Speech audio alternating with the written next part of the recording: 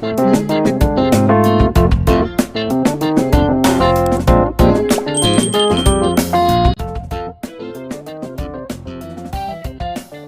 3301. Isang lalaki at isang babae ang nakaupo sa gate ng Southern Heaven Gate ng Cumulus Palace. Isinalaysay ni James ang mga nangyari pagkaalis ni Sophie at ang mga dahilan kung bakit niya pinatalsik si Zandros. Ako ay nasa isang bayan. Hindi ko alam ang gagawin ko. Matalino ka, Sophie.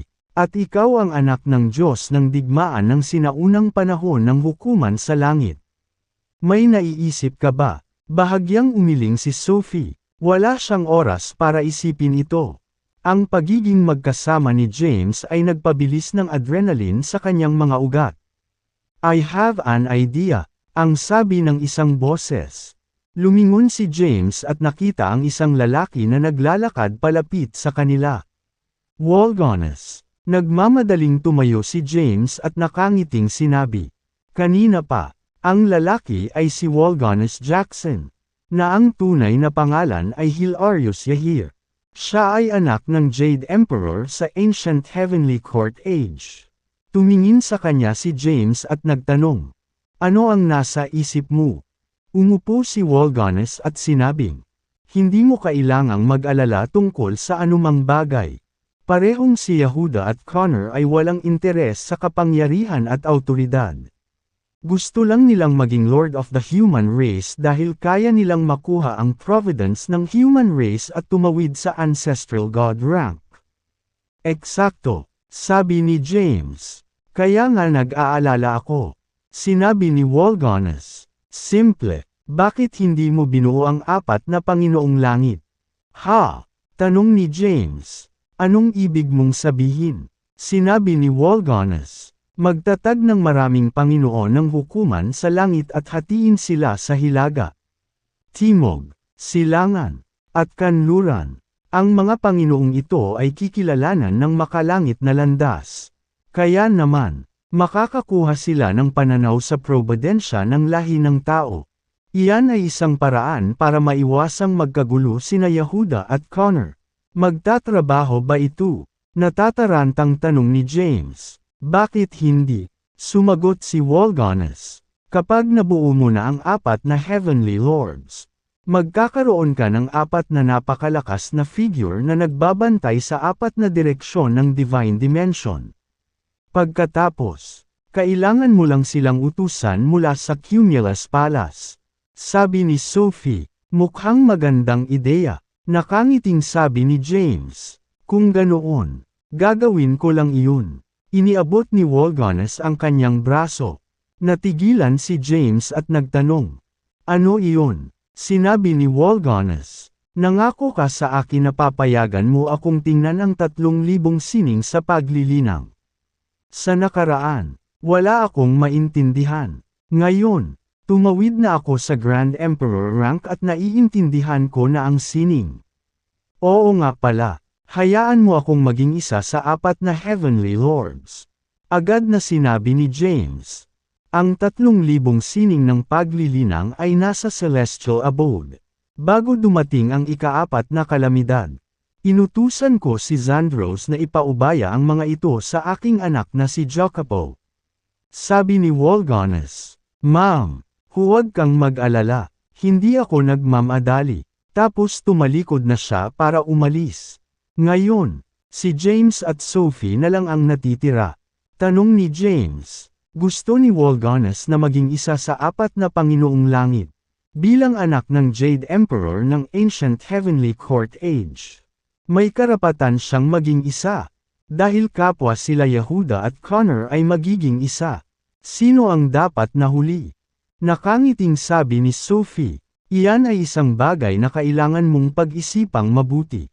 Habang pinag-iisipan ni James, lumitaw sa kanyang isipan ang imahe ng isang makapangyarihang figure. Sa lahat, si Sylvester ang pinakaangkop para sa trabaho. Kahit na naisip niya si Melinda, siya ay isang quasi-ancestral god.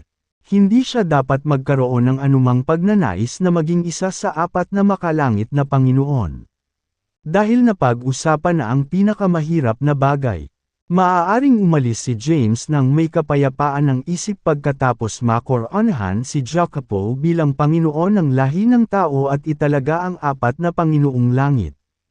Pagkatapos ng maikling pag-uusap, tumalikod si James para umalis at hinanap si Jacopo. Nakaupo si Jacopo sa looban ng kanyang asyenda. Diretsyong nakatingin sa harapan na may masungit na ekspresyon. Naglakad si James papunta sa kanya. Dali-dali siyang tumayo at sinabing, "Dad, kahit anong gawin ni James, siya pa rin ang ama. Kung wala si James, hindi mabubuhay ang sangkatauhan." Bahagyang tumango si James at sinabing, "Naharap ko na ang mga hadlang sa iyong landas. Ngayon, kailangan mong umasa sa iyong sarili sa hinaharap. Kapag opisyal ka ng naging Panginoon ng lahi ng tao, aalis ako sa lugar na ito at hahanapin ang iyong ina." "Ma'am, naiintindihan ko. Gagawin ko ang aking makakaya." Ngayon, masusunod na lamang ni Jacopo ang kagustuhan ni James at maging Panginoon ng hukuman sa langit. Matapos makilala si Jacopo, tumalikod si James para umalis at hinanap si Sylvester at ang iba pa para pag-usapan ang seremonya ng koronasyon. Napagpasyahan pagkatapos ng isang maikling talakayan na ang seremonya ng koronasyon ay gaganapin makalipas ang isang buwan. Sa susunod na buwan, hindi iniwan ni James ang Wormsted at nanatili. Samantala, ang iba naman ay abala sa paghahanda para sa seremonya ng koronasyon.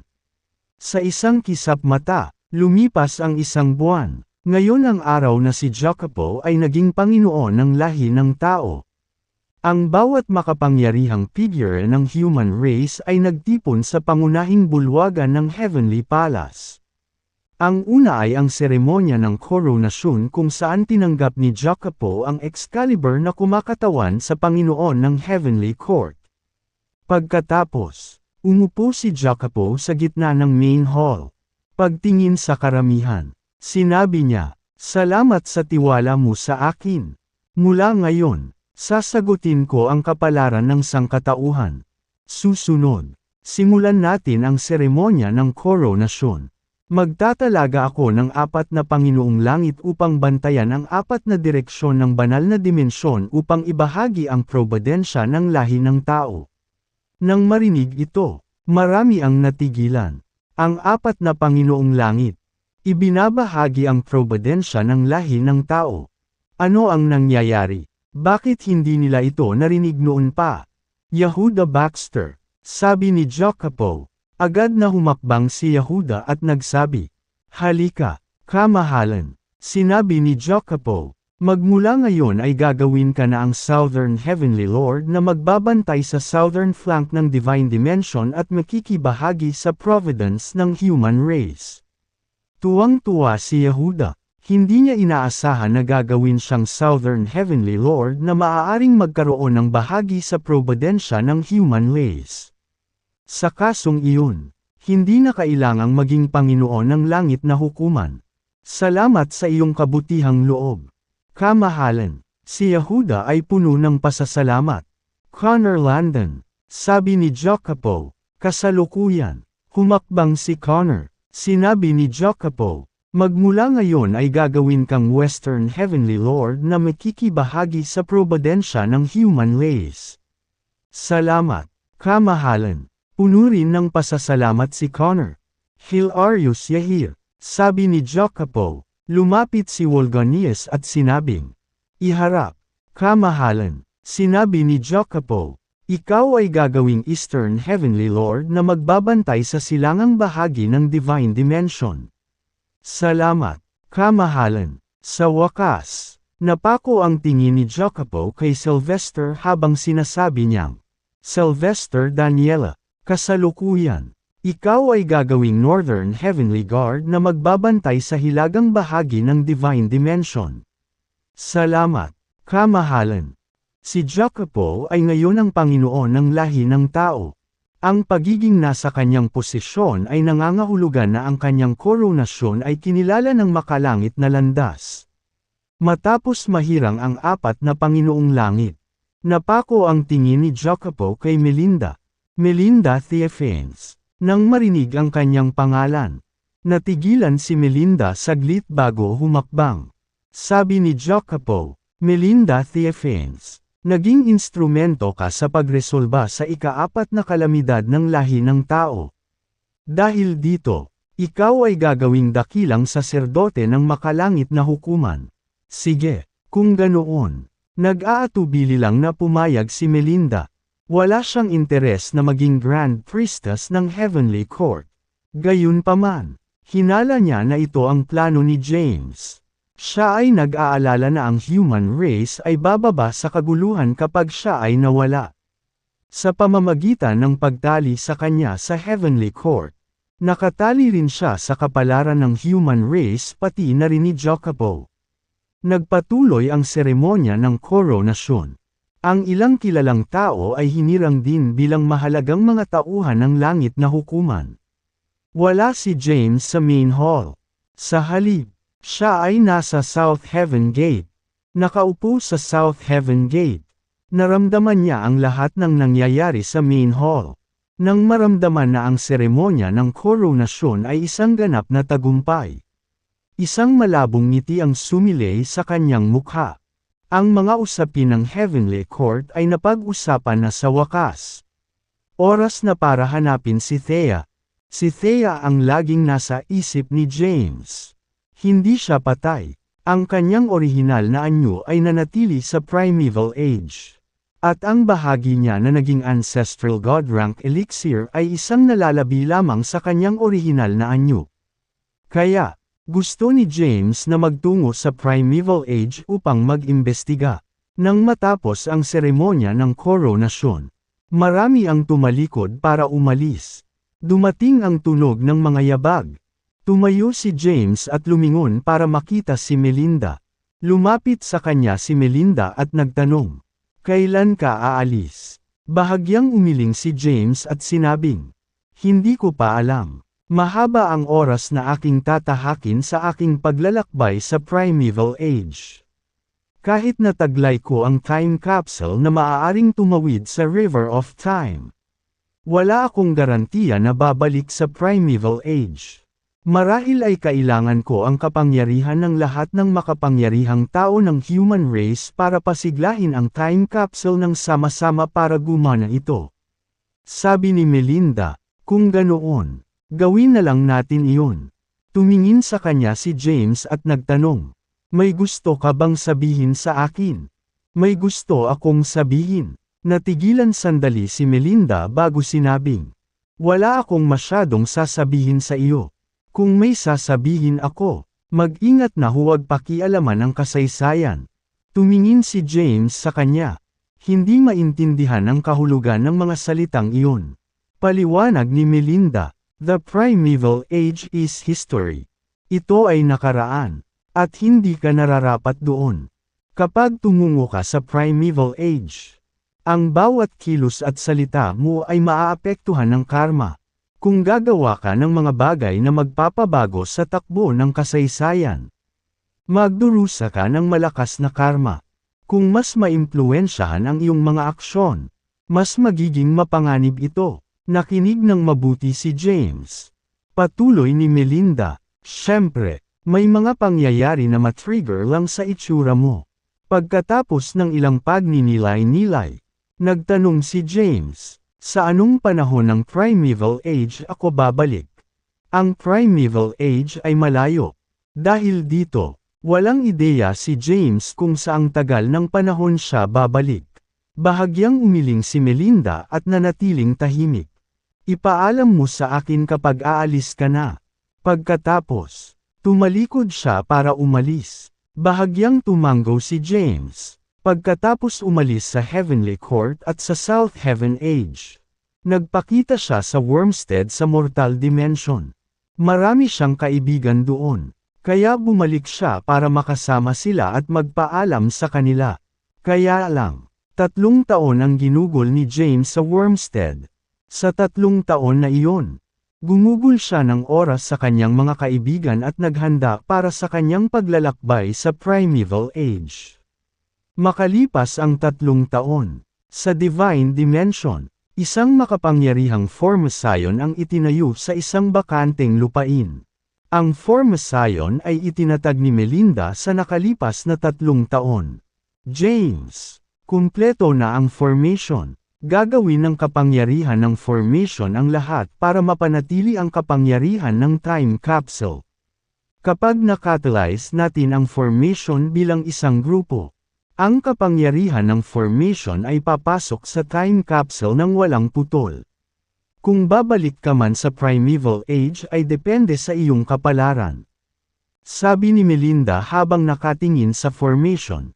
Ang pinaka-elite figure ng human race ay nagtipon bago ang formation.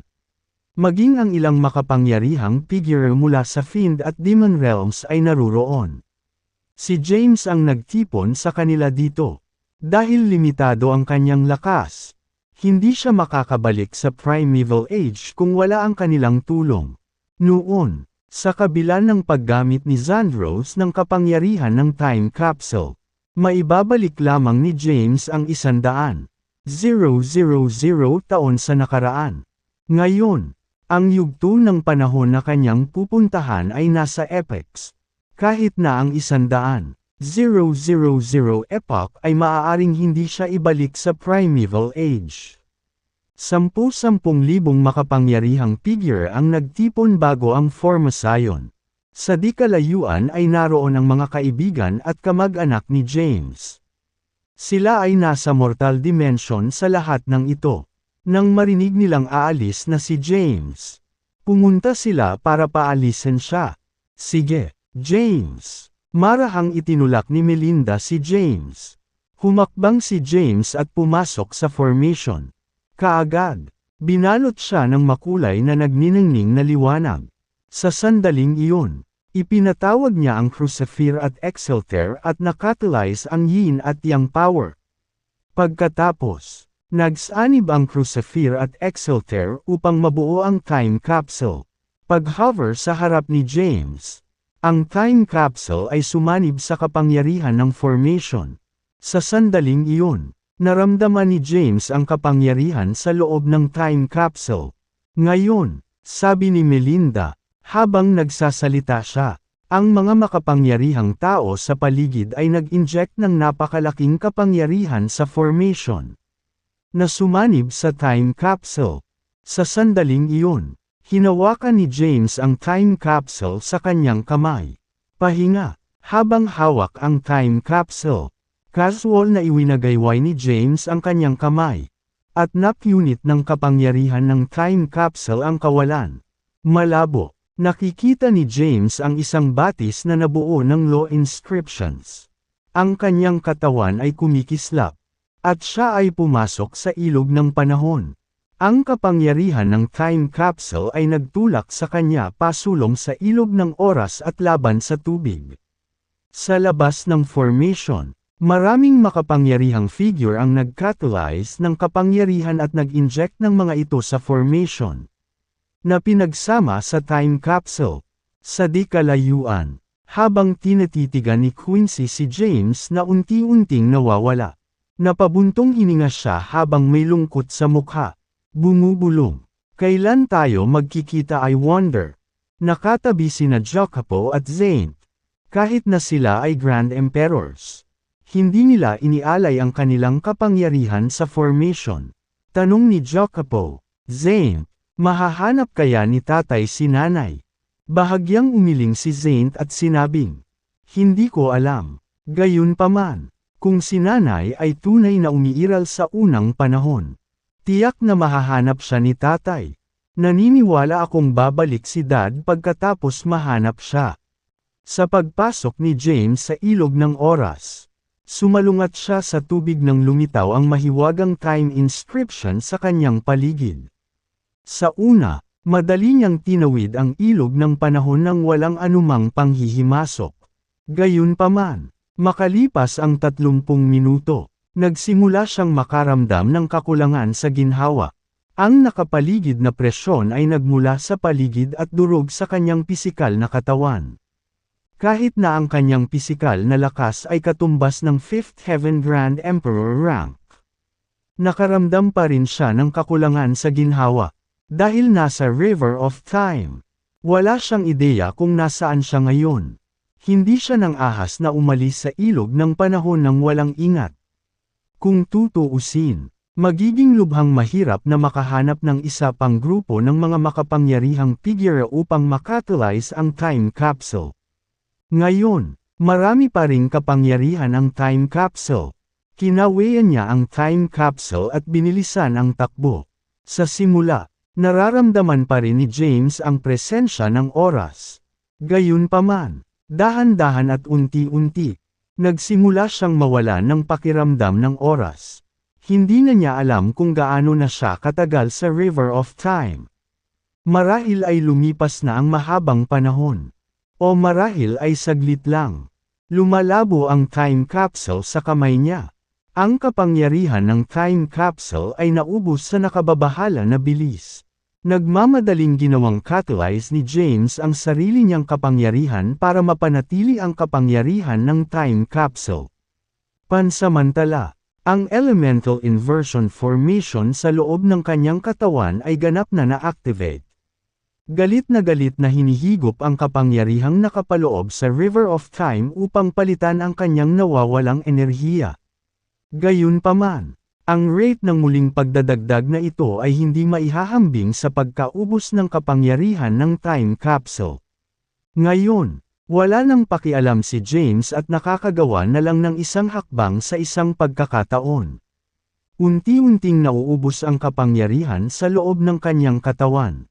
Hindi nagtagal, tuluyang naubos ang kanyang kapangyarihan. Nang walang muling pagdadagdag ng kanyang sariling enerhiya, ang time capsule ay unti-unting naging mabangis, na nagpapakita ng mga palatandaan ng pagkawatak-watek. Gayunpaman, sa Nick of Time, isang napakalawak na kapangyarihan ang nagmula sa loob ng time capsule at pinabilis ang bilis ni James. Habang lumalayo pa siya, mas lalo siyang nakaramdam ng discomfort sa kanyang pisikal na katawan. Ngayon, may mga galos sa ibabaw ng kanyang balat. Nagkaroon ng demonic energy mula sa loob ng kanyang katawan at nagpabata ng kanyang mga sugat. Noong una, nakayanan pa rin ni James ang pressure na dala ng River of Time. Ngayon, gayunpaman, hindi na niya napigilan ang presyon. At natatakpan siya ng mga sugat sa buong katawan. Bukod dito, ang mga ito ay hindi ordinaryong pinsala, ngunit mga pinsala ng landas sa langit. Sila ay katulad ng mga dinanas ni James sa kanyang pakikipaglaban sa Heaven's Adjudicators. Hindi mabilang na walang hugis na mga talam ang lumitaw sa ilog ng panahon at nilasla si James, na nag-iwan ng mapangwasak na mga sugat. Lumabo ang kanyang malay, at tuluyan na siyang nahimatay. Gayunpaman, ang time capsule ay patuloy na nagtulak sa kanya laban sa tubig. Nang tuluyang naubos ang kapangyarihan ng time capsule, lumitaw ang isang bitak sa ilog ng oras. Natatakpan ng mga pinsala sa buong katawan. Umalis si James sa ilog ng oras. Lumitaw sa kalangitan ng isang hindi kilalang mundo.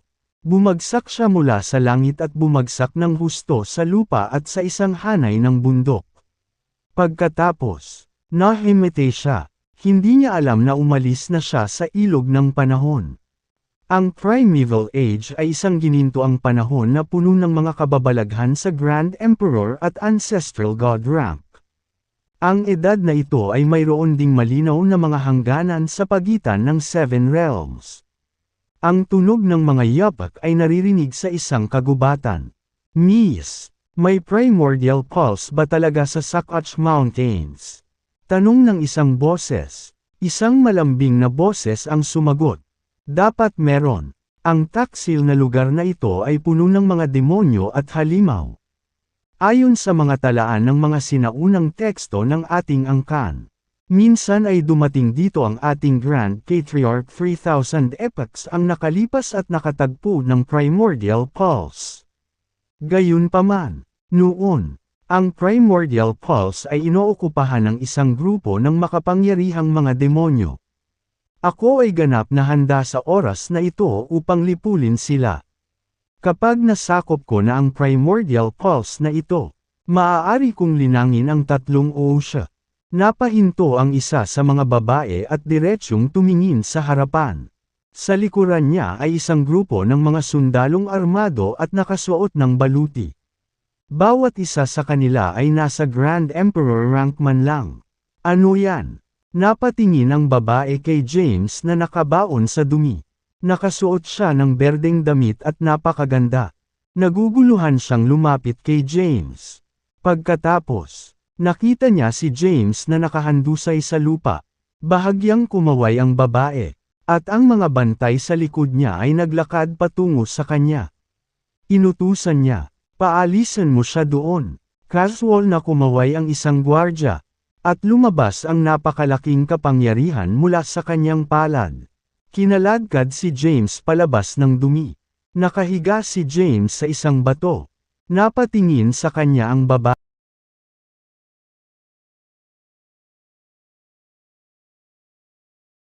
Napatingin sa kanya ang babae.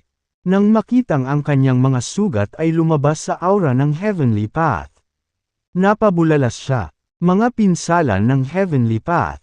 Isang matandang lalaki ang sumulyap kay James at sinabing, "My lady, let's leave him be." Dahil nasugatan siya ng landas sa langit. Malamang na nilabag niya ang landas sa langit at tinugis siya ng mga tagahatol ng langit. Pero hindi pa siya patay. Tinitigan ng babae si James at sinabing, dahil nakaligtas siya matapos tugisin ng Heaven's Adjudicators. Hindi siya ordinaryong tao. Kung ililigtas ko ang kanyang buhay, maaari akong maging tagapagligtas niya. Ang pangalan ng babae ay Leticia Lechises. Ang mundong ginagalawan niya ay isang hamak na mundo sa panahong ito, ang Void Realm. Ang pamilyang pinanggalingan niya, ang pamilyang Lechises, ay isa sa 4 na pamilya ng Void Realm. Mayroong isang 8th Heaven Grand Emperor sa kanyang pamilya.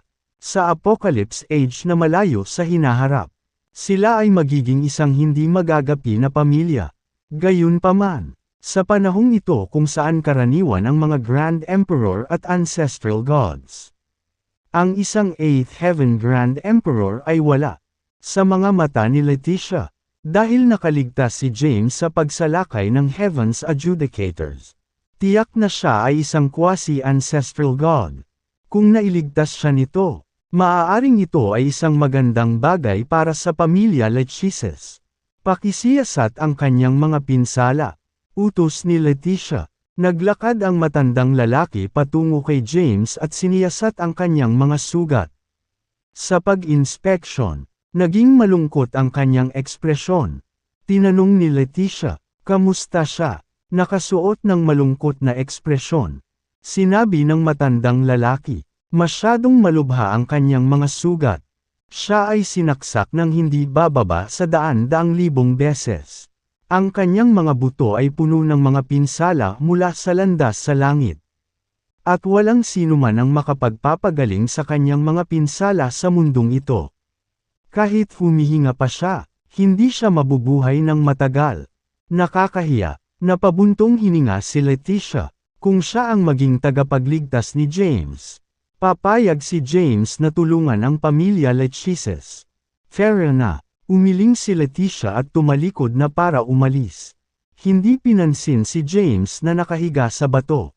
Sa sandaling iyon, gumalaw ang daliri ni James. Nasaksihan ito ni Leticia, nakaugat sa kanyang lugar. Naisip niya ito at sinabing, isama mo siya, kung namatay siya. Ilibing na lang natin siya. Mas mabuti na iyon kaysa wala kang ginagawa. Sige. Hindi na nagdalawang isip ang matandang lalaki at dinala si James sa mas malalim na bundok. Nandito si Leticia para sa isang primordial pulse. Bilang isang cultivator ng divine rank, naka-cultivate na siya ng 2 ausya. Kahit na gusto niyang linangin ang pangatlo, kailangan niya ng napakalaking enerhiya. Hanggat maaari niyang makuha ang primordial pulse dito, Makakakuha siya ng lakas na kailangan para sa kanyang ikatlong ausya. Kasama ang makapangyarihang mga tao ng kanyang pamilya. Si Leticia ay nagtungo sa mas malalim na kabundukan at nakibahagi sa isang matinding labanan laban sa iba't ibang halimaw. Sa huli, nakuha niya ang Primordial Pulse at bumalik sa Void Realm. Si James ay dinala sa lahat ng oras na ito. Inaasahan nilang mamamatay si James.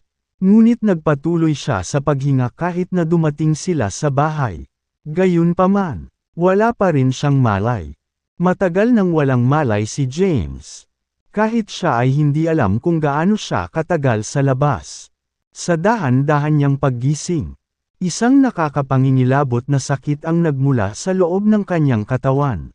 At hindi niya namamalayan na napasigaw siya sa sakit. Agad na bumukas ang pinto. At pumasok ang isang kaakit-akit na chambermaid. Nang makitang gising na si James, agad siyang lumabas ng kwarto at ibinalita ang sitwasyon. Hindi nagtagal, isang grupo ng mga tao ang sumugod. Nangunguna ang isang lalaking nasa katanghaliang gulang na nakasuot ng kulay abong damit. Pagkatapos ay dumating si Leticia, na napakaganda. Ramdam ni James ang matinding sakit sa buong katawan. Kahit na ang kanyang pisikal na katawan ay dumanas ng matinding sakit. Ang kanyang kaluluwa ay nasaktan din ng husto dahil ang kanyang kaluluwa ay sumanib sa kanyang pisikal na katawan matagal na ang nakalipas. Hindi niya alam na may mga taong nagmamadaling pumasok sa silid. Pumasok si Leticia at nagtanong, "Gising ka na?" Ang lalaking nasa katanghaliang gulang ay ang kanyang ama, ang pinuno ng pamilya Lechises. Bilang isang 8th Heaven Grand Emperor, sinuri niya ang mga pinsala ni James at napagpasyahan na hindi na siya mabubuhay ng matagal. Ngayong nagkamalay na si James, bakas sa mukha niya ang pagtataka. Sino ang lalaking ito? Siya ay nagtaka, sa pagtitiis ng matinding kirot sa buong katawan.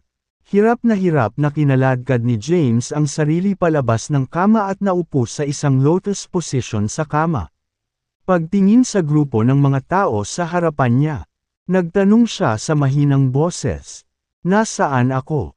"Ito ang pamilyang Lechises ng Void Realm." Sagot ni Leticia, "Ang Void Realm." Natigilan si James. Hindi alam kung nasaan ang Void Realm. Wala siyang ideya kung nasa Primeval Age siya. Sino ang Macrocosm Ancestral God sa panahong ito? Tanong niya. Bagamat natatakpan siya ng mga pinsala sa heavenly path sa buong katawan. Hindi ito ang unang pagkakataon. Kahit masakit ang sakit, kinakaya niya pa rin ang sakit. Hadad Theophanes. Anong problema? Bakit mo ito tinatanong? Nataranta si Leticia. Hadad, ungol ni James. Alam niyang si Hadad ang ama ni Melinda. Ibig sabihin, bumalik na siya sa Primeval Age. Sa edad na ito, si Radimir ay hindi pa naging taksil at naging pinuno ng sansinukob na ito. At si Hadad ay nabubuhay pa. Huminga siya ng malalim. Sa wakas, nandito na siya. Nasaan ka, Thea? Gusto niyang hanapin si Thea. Gayunpaman, ngayon na siya ay malubhang nasugatan. Halos hindi na siya makalakad. Bahagya niyang ikanaway ang kanyang kamay at sinabing, "Sige na, please umalis ka muna, hayaan mo akong magpahinga." "Sige." Tumango si Leticia at ang iba pa at tumalikod na para umalis. Sa labas ng pinto, si Merchad Lechises, ang pinuno ng pamilyang Lechises ay nagtanong habang may malungkot na ekspresyon sa kanyang mukha. "Leticia, hindi mo dapat siya iniuwi." Sabi ni Leticia, "Akala ko mamamatay na siya. Hindi ko inaasahan na mabubuhay pa siya." Dahil nagtanong siya tungkol sa Macrocosm Ancestral God nang magkamalay siya. Tiyak na isa siyang importante. Isa itong magandang pagkakataon para sa pamilya Lechises. "Umaasa ako." Napabuntong hininga si Merchant. Sa silid, pinaganya ni James ang dark power sa loob ng kanyang kapangyarihan para pagalingin ang mga pinsala sa heavenly path. Gayunpaman, Halos imposibleng pagalingin ang mga pinsalang ginawa ng Heavenly Path. Kaya't mapipigilan lamang sila ni James sa ngayon at maibsan ang sakit. Makalipas ang ilang araw, hamupa na ang sakit. Alam niyang mahabang panahon ang kakailanganin para tuluyang mahilam ang mga sugat sa loob ng kanyang katawan. Ang oras na kailangan ay posibleng nasa Apex. Noong nasa tabi siya ng mga lapida ng madilim na mundo, hinigop niya ang kapangyarihan ng madilim na mundo upang pagalingin ang kanyang mga sugat. Samantala, walang dark power sa illuminated world. Sa pamamagitan lamang ng dark power sa loob ng kanyang katawan, hindi niya ganap na mapasigla ang kanyang mga sugat sa maikling panahon. Matapos pigilan ang sakit sa kanyang katawan, lumabas siya ng silid at nagpakita sa looban. Malinaw niyang naramdaman ang presensya ng makapangyarihang kapangyarihan ng langit at lupa. Tulad ng inaasahan sa Primeval Age. Napakalaki ng kapangyarihang ito. Hindi kataka-taka na napakaraming macrocosm ancestral gods sa panahong ito. Bulong niya, ang kapangyarihan ng langit at lupa sa Primeval Age ay masyadong nakakatakot. Lumikha ito ng angkop na mga kondisyon para sa pagsilang ng maraming makapangyarihang mga figure. Bukod pa rito, walang mga limitasyon sa paglilinang sa Primeval Age. Hanggat ikaw ay may talento, maaari kang tumawid sa Ancestral God rank. Hindi ito pinapayagan sa hinaharap. Sa mga paghihigpit ng Heavenly Path, ang lahat ng nabubuhay na nilalang ay ipinagbabawal na tumawid sa Ancestral God rank maliban kung ang lakas ng isang tao ay lumampas sa mga limitasyon ng Heavenly Path. Gayunpaman, walang sino man ang nakamit ang gayong gawa mula noong unang panahon. Nakatayo sa looban. Naramdaman ni James ang napakalaking kapangyarihan ng langit at lupa sa kanyang paligid. Kasabay nito, pinag-iisipan niya ang susunod niyang gagawin. Saan siya pupunta para hanapin si Thea? Pagkatapos ng lahat, dumating siya sa Primeval Age na may tanging layunin na hanapin si Thea. Bukod pa riyan, maraming walang kapantay na figure sa Primeval Age. Na narinig niya sa Apocalypse Age ang Ancestral Sword Master, ang Ancestral Talisman Master, ang 5 Ancestral Masters of Heaven and Earth, ang 2 Ancestral Masters of Yin at Yang, at maging ang Macrocosm Ancestral God. Kilalang kilala ang mga figure na ito, at nakakahiya kung hindi niya sila nakilala habang naririto siya. Ang paghahanap kay Thea ay hindi niya priority sa ngayon.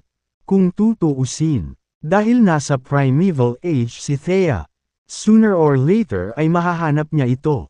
Kung hindi niya mahanap si Thea, hahanapin niya ang mga Ancestral God sa mundong ito. Habang ginagawa ang Ancestral God rank elixir, hinugot nila ang isang thread ng kaluluwa ni Thea. Dapat alam nila kung nasaan siya. Habang siya ay malalim ang iniisip, isang malamyos na boses ang dumating. Sir, lumingon si James at nakita ang isang babaeng naglalakad palapit sa kanya. Ang babae ay may mahabang itim na buhok at nakasuot ng pulang damit. Mayroon din siyang curvaceous figure at naglabas ng eleganteng aura. Naglalakad sa himpapawid. Hindi nagtagal ay lumitaw siya sa tabi ni James at sinisiyasat siya. Nang makitang tila hindi siya nasaktan, natigilan siya. Alam niya na si James ay natatakpan ng mga sugat ng Heavenly Path. At ang kanyang mga buto ay puno ng mga peklat na naiwan ng matutulis na talam ng Heavenly Path.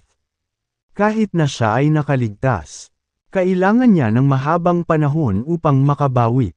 Gayunpaman, ang mga pinsala ni James ay ganap na nakabawi sa maikling panahon.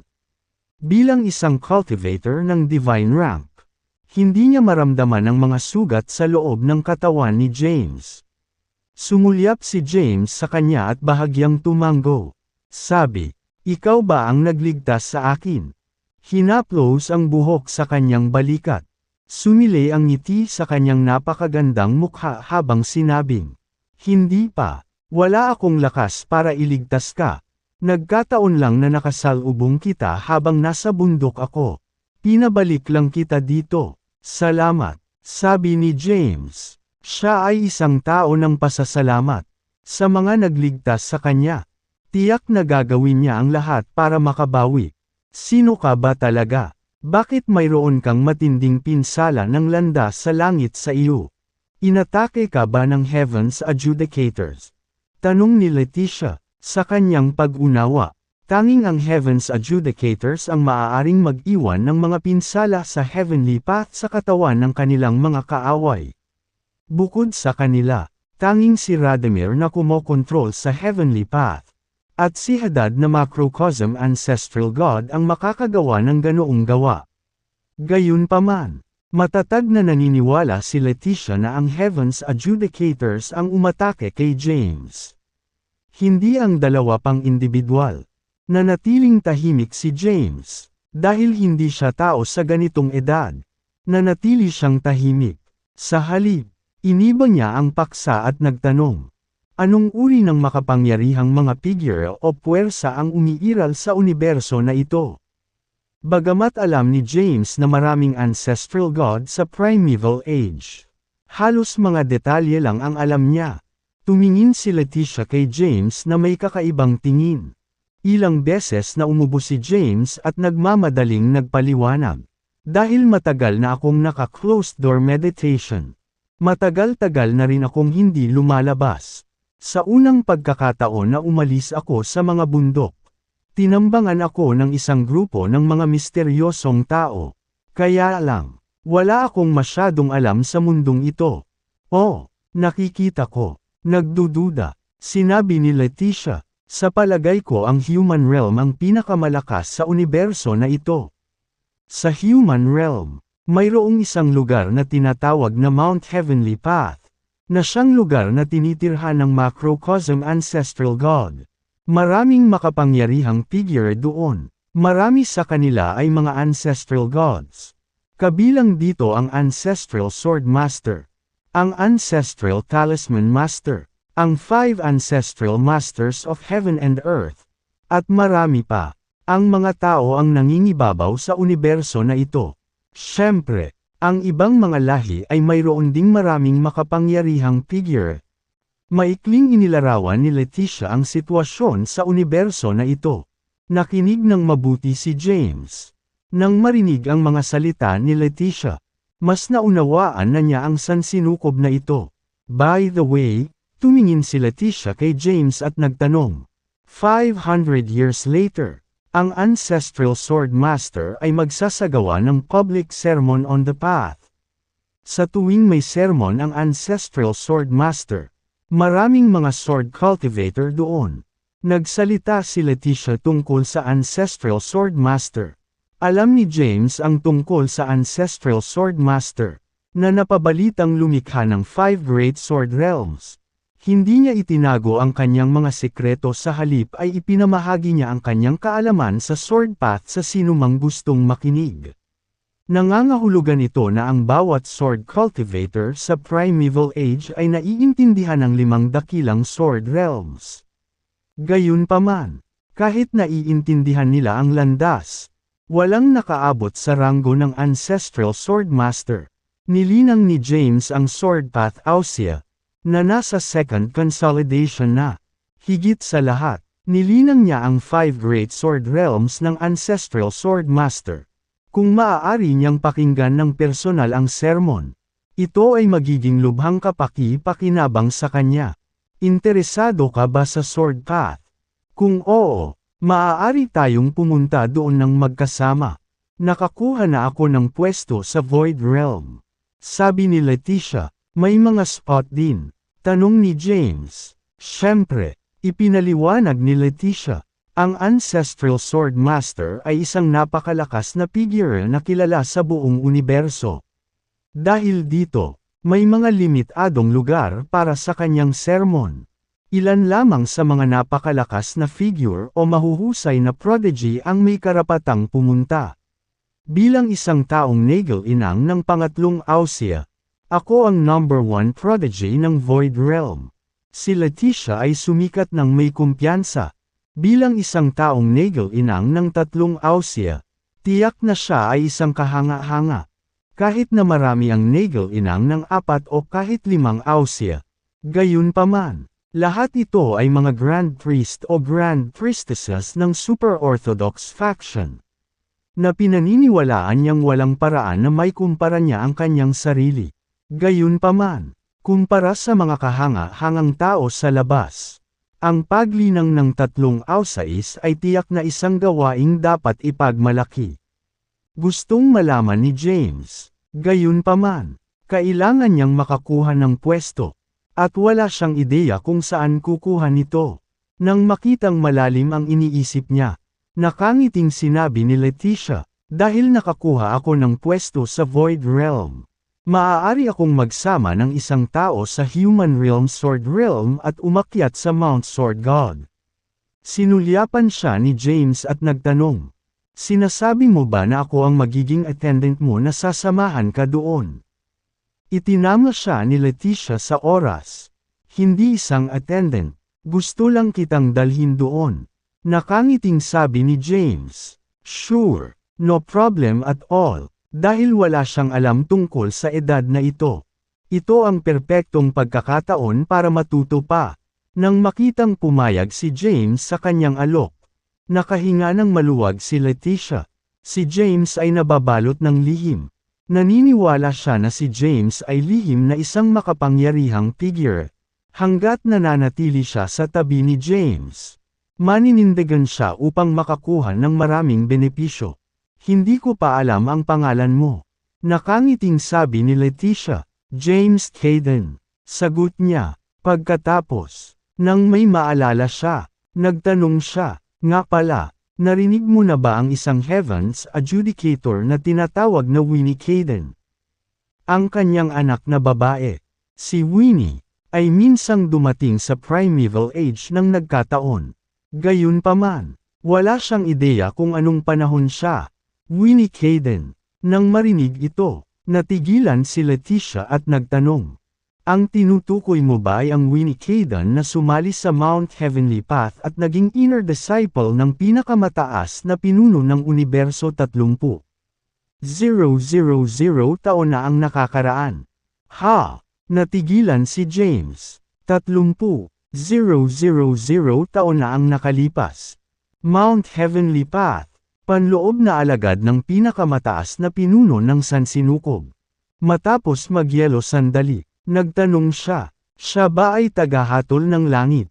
Sinabi ni Leticia, ang alamat ay may napakalaking potensyal at nagising ang bihirang Side of Judgment. Ang Side of Judgment na nagising niya ay tinatawag ding Natal Side of Judgment. Na siyang pinakamaganda sa lahat ng sides. Paglaki niya, siya ang magiging pinuno ng lahat ng Heavens Adjudicators. Nang marinig ito, natitiyak na ni James na ang Winnie na sumama sa Mount Heavenly Path ay ang kanyang anak. Pagtingin kay James, nagtatakang nagtanong si Leticia, you're called James Caden. And she's called Winnie Caden. May relasyon ba kayong dalawa? Nakangiting sabi ni James. Paano iyon? Oh, sabi ni Leticia. Pakihintay mo ako ng ilang araw. Gagawin ko ang mga kinakailangang paghahanda. Kapag tapos na ako sa paghahanda, maaari na tayong magtungo sa human realm. Oo naman. Tumango si James. Walang sinabi si Leticia at tumalikod na para umalis. Matapos manatili sa looban ng ilang oras, bumalik si James sa kanyang silid. Dahil wala siyang magawa. Umupo siya sa isang lotus na posisyon sa kama at ginawang catalyze ang dark power sa kanyang katawan para dahan-daang pabutin ang mga pinsala sa heavenly path. Pagkaalis ni Leticia, hinanap niya si Merchad, ang patriarch ng pamilya Lechises. Pare, plano kong pumunta kaagad sa human realm. Nakatayo sa harap ni Merchad. Sinabi niya, plano kong isama ang taong iniligtas ko. Si Merchad ay nakaupo sa harap ng isang mesa habang may hawak na isang sinaunang teksto sa kanyang kamay. Nang marinig ito, ibinaba niya ang sinaunang teksto. Leticia, dahil nakakuha ka ng karapatang makinig sa mga sermon ng Ancestral Sword Master. Ipinangako ko sa mga Zakai na isasama mo ang kanilang young master. Naiinis sa mukha niya. Bakit? Si Mr. Hayden ay nasugatan ng makalangit na landas. Sino pa ba sa mundong ito ang makakapagpabata sa napakaikling panahon maliban sa kanya? Siya ay dapat na isang napakalakas na figure. Kung isasama ko siya, mas marami akong malalaman tungkol sa kanya. Kung siya ay talagang isa, ito ay magiging lubhang kapaki-pakinabang sa pamilya Lechises. Napabuntong hininga si Merchat. Ito talaga ang dahilan kung bakit natatakot ako na magdulot siya ng sakuna sa aming pamilya. Dahil nagising na siya, hayaan mo na siyang umalis. Dalhin ang young master ng mga Zakai sa Mount Sword God. Nang marinig ito, nagsalubong ang kilay ni Leticia. Nagpatuloy si Merchat. Ang Zakes at ang Lechises ay dalawa sa 4 na dakilang pamilya ng Void Realm. Sa pamamagitan ng pakikipagtulungan sa mga Zakai, maaabot natin ang mas mataas na taas. Kung pakakasalan mo si Zeman Zakai, ang ating mga pamilya ang mangingibabaw sa Void Realm. Si Merchat ay isang 8th Heaven Grand Emperor na may mga ambisyon na ipalaganap ang kanyang pangalan sa malayo at malawak na lugar. Gayunpaman, bilang leader ng isang pamilya, kailangan niyang unahin ang interes ng pamilya kaysa sa lahat. Hindi niya gustong makipagsapalaran, ngunit nangako na ako kay Mr. Hayden, sabi ni Leticia. Sa sandaling iyon, may kumatok sa pinto. Enter, sabi ni Merchat. Bumukas ang pinto, at pumasok ang isang gwardya at magalang na binati sila. Patriarch, my lady, nandito na si young Master Zeman. Tumingin si Merchat kay Leticia at sinabing, puntahan mo siya. Nanatiling tahimik si Leticia at pasimpleng tumalikod para umalis. Pagkatapos, tumungo siya sa foyer. Isang lalaki na mga 25 taong gulang ang nakaupo doon. Nakasuot ng golden robe. Medyo may itsura siya at naglabas ng aura ng playboy. Habang naglalakad si Leticia palapit sa kanya. Dali-dali itong tumayo at tumingin sa kanya ng mapagmahal. Nandito ka pala, Leticia. Tumingin sa kanya si Leticia at malamig na nagtanong. Anong ginagawa mo dito? Nakangiting sabi ni Zeman. Nangako si Merchat sa akin na dadalhin mo ako sa Mount Sword God. Natapos ng aking Sword Path Ausia ang ikatlong pagsasama-sama. At magiging mahirap para sa akin na sumulong pa. Kung makikinig ako sa mga sermon ng Ancestral Sword Master, baka makakuha ako ng kaunting insight at tumawid sa quasi-emperor rank.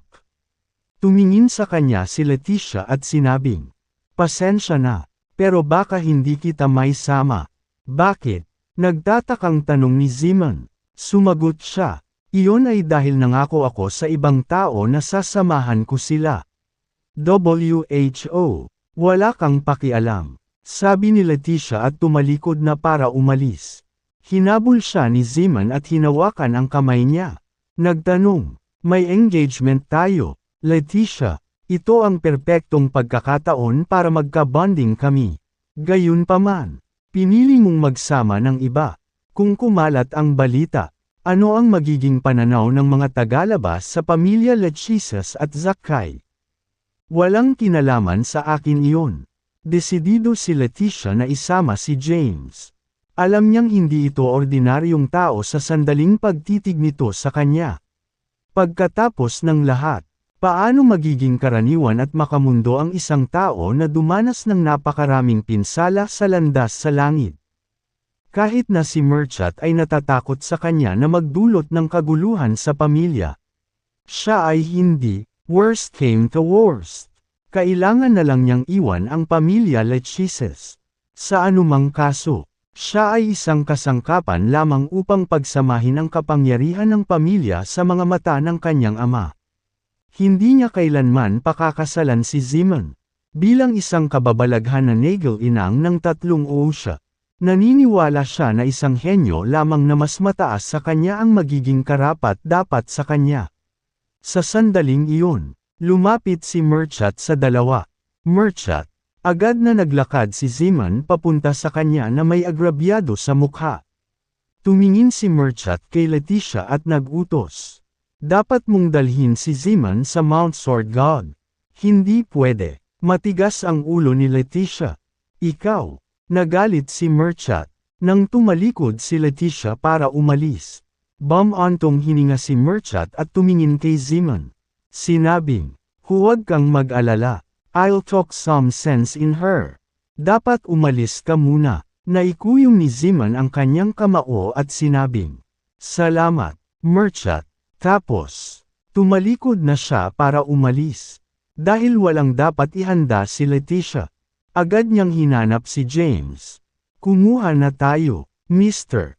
Hayden. Malapit na. Natigilan si James. Hindi niya inaasahan na aalis sila ng ganoon kaga. Dahil si Leticia ay hindi isang taong mahilig magtago ng mga sekreto. Sumagot lang siya ng totoo. I originally planned to make some preparations. Gayunpaman, pinipilit ng aking ama na magsama ako ng iba. Kaya dapat tayong tumakas habang kaya pa natin. Oh, sabi ni James, upang maiwasan ang anumang hindi inaasahang mga kaganapan na mangyari. Nagpasya si Leticia na umalis ngayon. Kaya, hinanap niya si James at ipinaalam ang desisyon niya bago umalis ng magkasama. Gayunpaman, bago sila makaalis sa mga tarangkahan, nagpakita si Murchat kasama ang isang grupo ng mga gwardya at hinarangan ang kanilang dinadaanan. Malamig niyang sabi, sa tingin mo saan ka pupunta? Kung hindi mo isasama si Zeman, magpaalam ka sa iyong paglalakbay sa Mount Sword God. Nagdilim ang mukha ni Leticia. Mag-isip ka ng 2 beses. Padre, kung palalampasan ko ang pagkakataong ito, mawawalan ako ng malaking probidensya. Maaaring ito na ang pagkakataon na kailangang-kailangan ng pamilya Lechises na lumabas bilang isang puwersang dapat isaalang-alang. Sinabi ni Murchat, maingat kong pinag-isipan ito. Nais ko rin na lisanin ng pamilya Lechises ang Void Realm upang maipalaganap natin ang pangalan sa buong universo. Gayunpaman, mayroong isang kinakailangan. Ang pamilya Lechises ay dapat magkaroon ng lakas na maihahambing sa aming mga ambisyon. Ano ang silbi ng pag-alis sa Void Realm kung wala tayong makapangyarihang mga figure? Bagamat ambisyoso si Murchat, ang kanyang diskarte ay gawin ang hakbang-hakbang na ito, kung hindi nagiging pinakamakapangyarihang puwersa sa Void Realm. Paano sila makakaalis sa Void Realm at ipakalat ang kanilang pangalan sa malayo at malawak na lugar? Maaari kang manatili sa Void Realm at maging numero 1 hinahangad mo lahat ng gusto mo. Aalis na ako, sabi ni Leticia, kahit na si Murchat ang kanyang ama. Siya ay walang awa sa kanyang mga salita. Napakamot ng ulo si James na nakatayo sa gilid. Hindi niya alam kung ano ang sasabihin. Sakupin mo siya. Huwag mo siyang paalisan nang walang pahintulot ko. Utos ni Murchat. Agad namang humakbang ang ilang gwardya. Si Leticia ay nagmamadaling sumandal kay James at nagmakaawa. Tulungan mo akong umalis sa lugar na ito. Awkward na sabi ni James. Tutal, kayo ay mag-ama. Sa tingin ko, hindi magandang ideya ang pakikipagtalo sa kanya. Sabi niya, ako ang gumagawa ng sarili kong mga desisyon sa buhay. Sige, kung ganoon. Tumango si James. Bagamat hindi siya sigurado na matutulungan niya itong umalis. Alam niyang kailangan niyang gawin ang isang bagay. Siya ay humakbang pasulong at hinarangan ang daanan ng mga gwardya. Malamig na sinabi, tumigil ka dyan. Tumingin si Murchat kay James, na hindi itinatago ang kanyang aura, kahit nanilinang niya ang sacrilegious ascension at nag-ukit ng maraming energy reservoir sa loob ng kanyang katawan. Lahat ng kanyang kapangyarihan ay nakaimbak sa loob. Anuman, bilang isang 8th Heaven Grand Emperor, naramdaman ni Murchat na si James ay nasa divine rank lamang sa isang sulyap. Gusto mo bang makialam sa mga panloob na gawain ng pamilya Lechises? Malamig na sabi ni Murchat. Walang pag-aalinlangan na sinabi ni James. Hindi na kailangang gumamit ng karahasan sa gayong hindi gaanong mahalagang bagay. Sa totoo lang, hindi ko kailangan na dalhin ako ni Leticia sa Mount Sword God. Kaya kung pumunta doon mag-isa, maaari niyang isama ang Zeman na iyon kung gusto niya. Tiwala siya na kaya niyang umakyat sa Mount Sword God kahit walang tulong ni Leticia. Gayunpaman, dahil hindi siya pamilyar sa universo na ito, kailangan niya ng isang tao na magtuturo sa kanya ng daan. Managinip ka, sabi ni Leticia. Kahit na umakyat ka sa Mount Sword God mag-isa, hindi ako magdadala ng mabigat na basura. Sa mata ni Leticia, si Zeman ay walang iba kundi basura. Kahit na hindi pa siya nakikilala sa pamamagitan ng paglinang ng 3 ausya. Siya ay magiging isang nagniningning na perlas kapag tumawid siya sa Grand Emperor rank. Ang isang Grand Emperor na may nag-iisang ausya ay hindi maihahambing sa isa na may 3 ausya. Kung tutuusin, nagkibit balikat si James at sinabing, dahil wala siyang pagnanais na gawin iyon. Wala akong magagawa. Tumingin si Merchant kay James at malamig na sinabi, lumabas ka sa mga panloob na gawain ng pamilya Lechises. Ikaw na tagalabas, mga lalaki. Sakupin ang young lady. Patayin ang sinumang humahadlang sa iyong daan ng walang awa. Sinong malalakas loob? Napaungol si James. Nagpatawag siya ng espada mula sa Celestial Abode. Dati, ipinahiram niya ang Celestial Abode kay Xandros Tigan, na ipinasa naman kay Jacopo.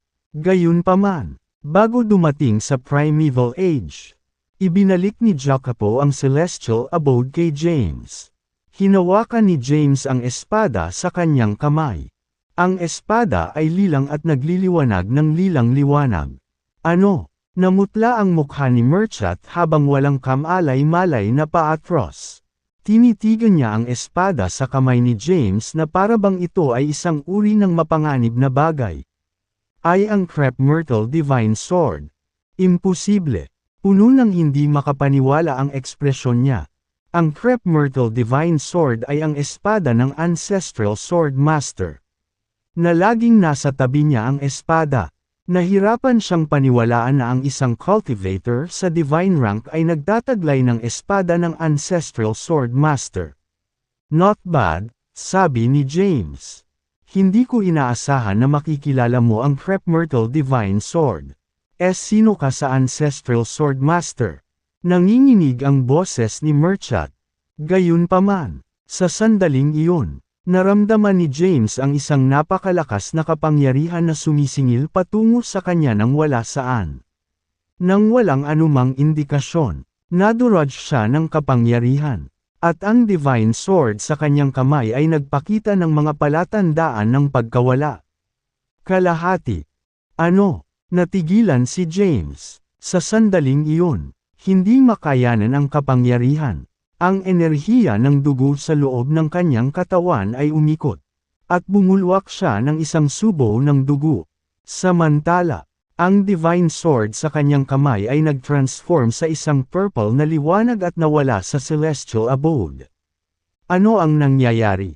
Nabigla siya, si Merchant, Leticia, at ang mga gwardya ng pamilya Lechises ay nalito. Ang mga pinsala ni James ay nagpulala sa mga pinsala ng Heavenly Path sa loob ng kanyang katawan. At nakaramdam siya ng matinding sakit sa buong katawan. Kaagad, umupo siya sa isang lotus na posisyon sa lupa at nakatalyze ang dark power upang sugpuin ang mga pinsala. Si Merchant naman ay malungkot na ekspresyon. Sumulyap si Leticia sa kanya at ngumisi. Sabi ko sa iyo hindi siya ordinaryong tao. Gayunpaman, nag-aalala ka na magdudulot siya ng problema sa pamilya. Paano siya magiging isang ordinaryong tao kung taglay niya ang espada ng Ancestral Sword Master? Kahit na ang pinakakilalang mga disipulo ng Ancestral Sword Master ay maaaring hindi makuha ang espada. Tahimik lang si Merchant. Kasabay nito, sa Mount Sword God sa Human Realm. Isang nasa katanghaliang gulang na lalaki ang nakaupo sa isang lotus na posisyon sa isang lugar na may magagandang tanawin. Ang sword energy ay umikot sa buong katawan niya. Ang sword energies na ito ay binubuo ng mga shards ng Law of Heaven at nagtataglay ng misteryosong kapangyarihan. Sa sandaling iyon, kumislap ang isang lilang liwanag. At isang espada ang lumitaw sa kanyang harapan. Ang Crep Myrtle Divine Sword sa kanyang harapan ay nagsimulang manginig. Agad na iminulat ng lalaki ang kanyang mga mata at tumingin sa espada na may malungkot na ekspresyon sa kanyang mukha. Ano ang nangyayari? Ang lalaki ay ang Ancestral Sword Master, na halos walang kapantay sa panahong ito na puno ng malalakas na mandirigma. Nakasuot siya ng malungkot na ekspresyon, dahil hindi niya alam kung bakit nanginginig ang Divine Sword. Bukod dito, naramdaman niya ang isang magulong kapangyarihan sa loob ng Divine Sword. Pagkatapos ay nagsimula siyang mag-isip. May isa pang Crep Myrtle Divine Sword. Natigilan ang Ancestral Sword Master. Kaagad, bumungad sa kanyang mukha ang realisasyon habang bumulong-bulong. Kaya ang Divine Sword na ito ay nagmula sa hinaharap. Nangangahulugan ito na ang isang makapangyarihang figure mula sa hinaharap ay dumating sa panahong ito na may espada. Gayunpaman, dahil hindi maaaring lumitaw ang dalawang magkatulad na bagay sa parehong espasyo, nagkaroon ng pagtanggi. Kaya naman kakaiba ang naging reaksyon ng Divine Sword. Sino ang dumating sa ganitong edad na may Crep Myrtle Divine Sword? Sino ba talaga ang makakatiis ng ganoong kalaking karma sa pamamagitan ng pagtawid at pagsalungat sa agos ng ilog ng panahon? Nais ng Ancestral Sword Master na ay divine ang pagkakakilanlan ng taong dumating sa ganitong edad gamit ang Divine Sword. Gayunpaman, hindi niya ito magagawa kahit anong pilit niya. Sinubukan niyang damahin ang landas sa langit. Ngunit wala itong nakitang anomalya. Hindi ito dapat. Ang Ancestral Sword Master ay tumingin sa langit at bumulong. Kung may tumawid sa ilog ng oras mula sa hinaharap, ang landas sa langit ay dapat dumaan sa mga hindi pangkaraniwang pagbabago. Gayunpaman, hindi ito nangyari. Maaaring ang taong ito ay orihinal na mula sa edad na ito. Ngunit naglakbay sa hinaharap at nagdala ng isa pang Divine Sword. Ang Ancestral Sword Master ay nataranta. Ang hitsura ng isang Crep Myrtle Divine Sword na nagmula sa hinaharap ay nagdulot ng mga anomalya sa isa sa mga kamay ng Ancestral Sword Master. Bagamat nararamdaman niya na may katulad na espada sa panahong ito, hindi niya maramdaman ang kinaroroonan o ang pagkakakilanlan ng may hawak. Umupo siya sa isang lotus na posisyon sa lupa at nahulog sa malalim na pag-iisip. Pagkatapos, nagpasya siyang itali ang sarili niyang espada. Nangangahulugan ito na ang Divine Sword sa panahong ito ay wala na.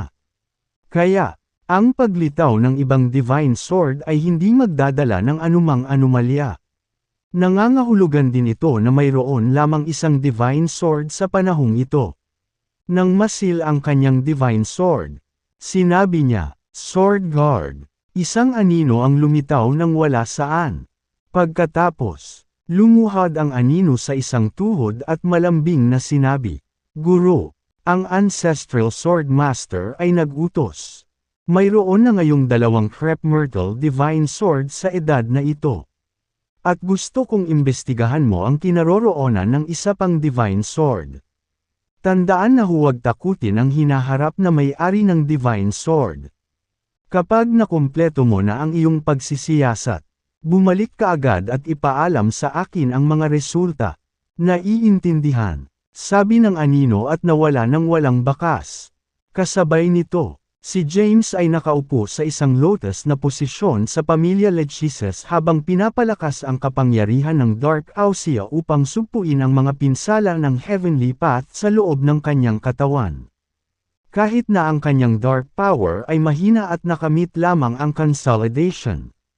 Ang Dark Power ay ang kaaway ng kapangyarihan ng Heavenly Path. Di nagtagal, ang mga pinsala ay pinigilan, at ang sakit ay hamupa. Nanatili ang sakit. Gayunpaman, natitiis na ni James ang sakit. Dahan-daang tumayo si James. Nang makitang mapotla ang mukha nito at pawis na pawis. Nagmamadaling naglabas si Leticia ng puting tela mula sa kanyang mga bulsa at pinunasan ang pawis sa kanyang noo. Tinanggap ni James ang tela at sinabing, "Kaya ko itong mag-isa." Pinunasan niya ang pawis na may bahid din ng dugo sa kanyang noo at ibinalik kay Leticia. Hindi na nagdalawang isip pa si Leticia at kinuha ang tela. "Anong nangyari, Mr. Hayden?" tanong niya. Nahulog sa malalim na pag-iisip si James. Wala rin siyang ideya sa nangyari kanina. Baka karma. May isa pang divine sword sa panahong ito. Nagdulot ba siya ng karma sa pamamagitan ng pagtanggal ng espadang divine sword? Napaisip si James. Naniniwala siya na ang kanyang hypothesis ay totoo. Pagkatapos ng lahat, malinaw niyang naramdaman na ang Divine Sword ay nagpapakita ng mga palatandaan ng pagkawala. Marahil ay nilabag niya ang batas ng langit. Gayunpaman, ang mga ito ay kanyang mga iniisip lamang. Walang ebidensya na sumusuporta sa kanyang mga pahayag. Simpleng sabi niya, "Okay lang ako. Lumalala ang mga sugat ko kanina. Huwag kang mag-alala. Pinigilan ko na sila." Naniniwala si Leticia na ang mga bagay ay hindi kasing simple ng tila. Gayunpaman, dahil nag-aatubili si James na magsalita, hindi na siya nagtanong pa. Nakatayo lang sa gilid si Leticia at nagmumuni-muni. Nagsimula siyang maghinala kay James. Pagkakakilanlan, narinig niya ang tungkol sa Divine Sword. Isa sa mga pinaka-nakakatakot na sandata sa mundong ito. Bilang espada ng Ancestral Sword Master, nagtataglay ito ng misteryosong purple energy. Sa normal na mga pangyayari, hindi hahayaan ng Ancestral Sword Master na umalis ang kanyang espada sa kanyang tagiliran. Ngayon, gayunpaman, ang espada ay lumitaw sa mga kamay ng isang tao na may mahinang cultivation base. Bukod pa rito, si James ay nagkaroon ng nakakatakot na mga sugat mula sa heavenly path sa kanyang katawan. Mayroong ilang mga posibilidad. Una, inatake siya ni Radimir Theophanes, ang controller ng heavenly path. Dalawa, siya ay inatake ni Hadad Theophanes, ang pinuno ng Sansinukob. Tatlo, inatake siya ng Heaven's Adjudicators. Apat, nang si James ay nagtagumpay sa isang heavenly tribulation, siya ay inatake ng Heaven's Adjudicators. Sa anumang kaso, nangangahulugan ito na si James ay isang kaaway ng Mount Heavenly Path. Isang nilalang na hindi kayang tumawid ng pamilya Lechises. Kahit na ang pamilya ay maaaring magkaroon ng malaking tulong sa pamamagitan ng pakikipagkaibigan kay James. Ang gastos ay napakalaki. Kaya, mas naging matatag si Murchat sa kanyang paniniwala na kailangan nilang layuan si James. "Sakupin mo siya," sabi ni Murchat. "Ginoo, Hayden." Nagmamadaling nagtago si Leticia sa likod ni James. Tumingin si James kay Murchat at sinabing, "Sinabi ko sa kanya na hindi ko kailangan na dalhin niya ako sa Mount Sword God. Sasamahan ko na lang siya doon. Maaari siyang magsama ng iba kung gusto niya." Tumingin si Murchat kay James at sinabing, "Hindi kita pinupuntirya, sir. Ito ay walang kinalaman sa iyo. Dahil ang iyong mga pinsala ay naging matatag. Mangyaring umalis sa lugar na ito ng sabay-sabay. Hindi ka ma-accommodate ng pamilya Lechises. Natatakot ako." Inutusan ni Murchat si James na umalis. "Sinabi ko sa iyo na hindi ako nagdadala ng basura," matigas na sabi ni Leticia. Si James ay nasa kawalan. "Tulungan mo ako, Mr. Hayden," sabi ni Leticia, nang makitang nag-aalangan si James. Dali-dali niyang sinabi, "Ako ang nagligtas sa buhay mo. Hindi mo ba ako matutulungan kahit kaunti dito?" Naipit si James sa pagitan ng isang bato at isang matigas na lugar. Si Murchat ay isang 8th Heaven Grand Emperor. Kahit na ang kanyang pisikal na lakas ay makapangyarihan, ito ay katumbas lamang ng isang Grand Emperor sa 5th Heaven. Ano pa ang magagawa niya kung ipilit ni Murchat na pigilan sila sa pag-alis? Tumingin siya kay Leticia at pinayuhan. Bakit hindi mo isama ang Zeman na iyon?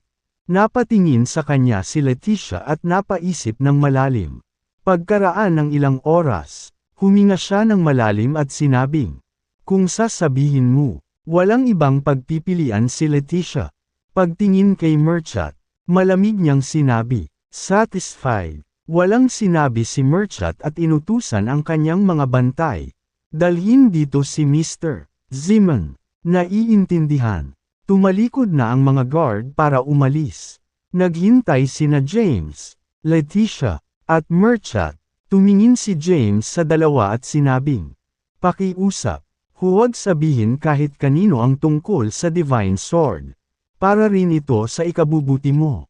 Natakot talaga si James. Ang Crep Myrtle Divine Sword ay ang espada ng Ancestral Sword Master. Isa sa pinakamakapangyarihang tao sa mundo. Higit sa lahat, wala siyang ideya kung anong uri ng tao ang Ancestral Sword Master. Kung ang balita tungkol sa Divine Sword na nasa kanya ay tumagas, maaaring siya ay mahuli. Dati, sinusubukan lang niyang takutin si Merchat gamit ang espada. Naalala lamang niya ang mga panganib sa sandaling ang Divine Sword ay sumailalim sa hindi pangkaraniwang mga pagbabago.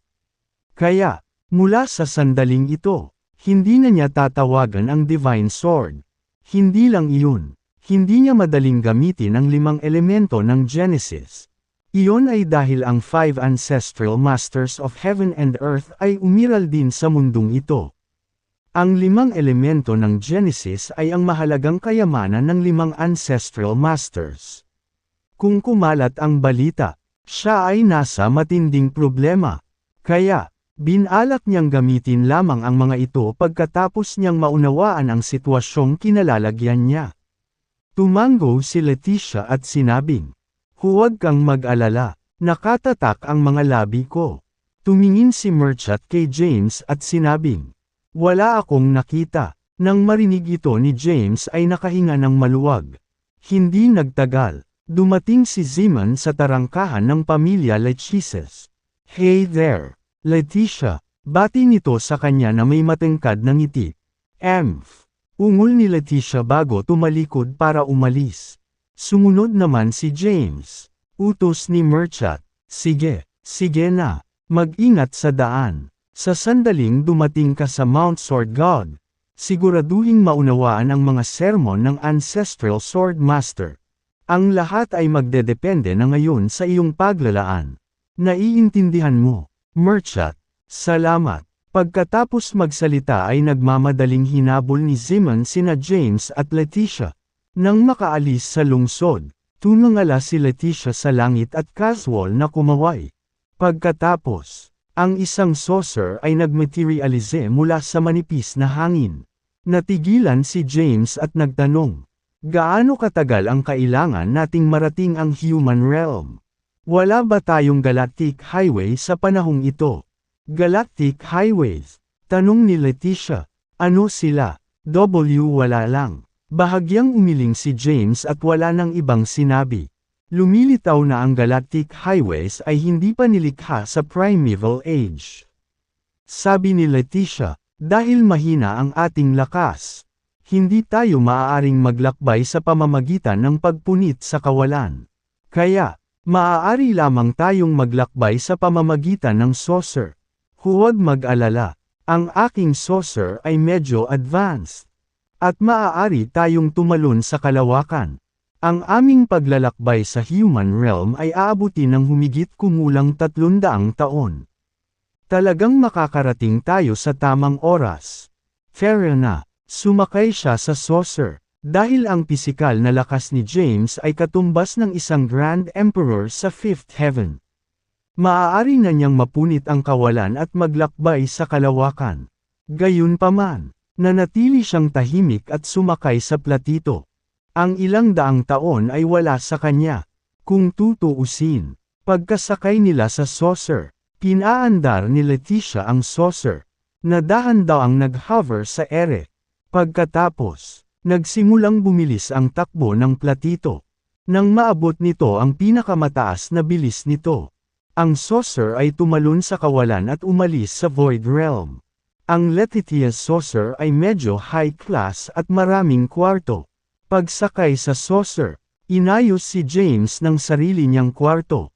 Sa kanyang silid, ipinagpatuloy niya ang pag-catalyze ng kapangyarihan ng Dark Ausea sa loob ng kanyang katawan upang sugpuin ang mga pinsala ng Heavenly Path. Kasabay nito, ginamit niya ang Dark Power para pabutin ang kanyang katawan. Sa isang kisap mata, lumipas ang 100 taon. Makalipas ang 100 taon, biglang huminto ang platito, kumatok, kumatok, kumatok, habang si James ay nasa saradong pagmumuni-muni. May kumatok sa pinto. Tumigil siya sa paglilinang at binuksan ang pinto.